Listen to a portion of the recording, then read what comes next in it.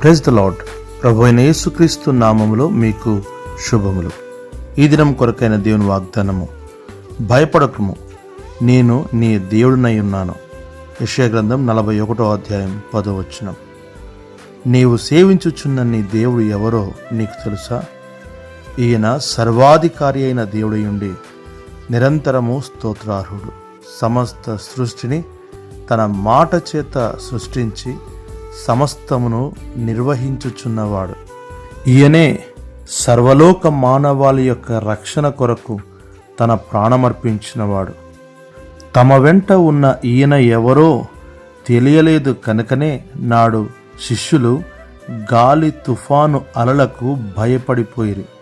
ఈయన ఎవరో ఎరిగిన మోషే ఎర్ర సముద్రమును పాయలు చేయగలిగెను. నడి సముద్రంలో ఓడ పగిలెనో పౌలు ధైర్యము కలిగి ఉండెను.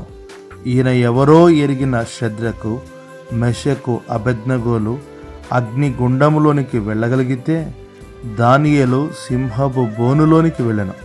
అపోస్తలుడైన యోహాను పద్మాసునకు వెళ్ళెను. ఈయనే ప్రభు అయిన యేసుక్రీస్తు.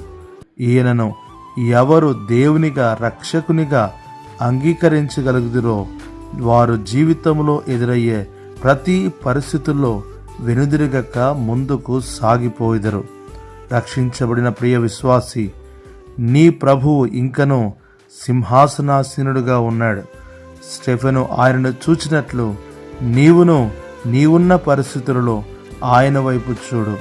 ప్రభు నీకు సహాయము చేయనుగాక. ఆమేన్.